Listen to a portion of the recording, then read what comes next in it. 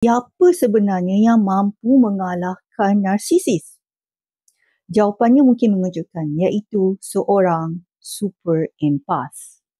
Kenapa? Sebelum tu kalau korang belum follow, klik link follow untuk dapatkan banyak informasi yang menarik.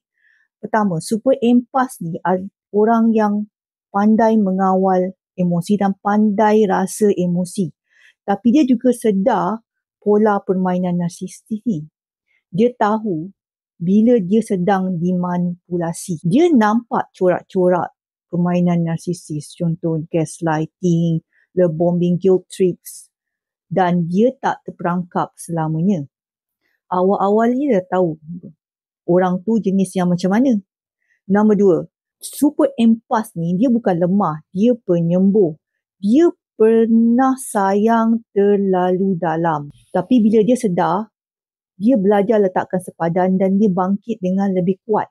Dia pernah menjadi mangsa narsisis dan bebas daripada narsisis sebenarnya. Ketiga, kehilangan super empath adalah sebenarnya hukuman sebenar narsisis. Narsis hanya berkuasa bila manusia tu, mangsa, bergantung kepada dia.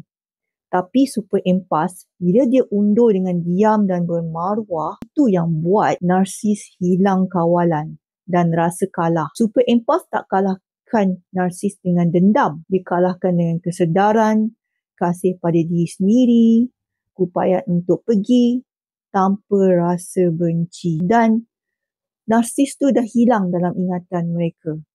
Sama ada suami ataupun tiada isteri, dia boleh hilang perasaan tu. Dan itu yang paling memusnahkan ego seseorang narsis. Saya penulis buku, Buka Topi Narsis, klik link bio.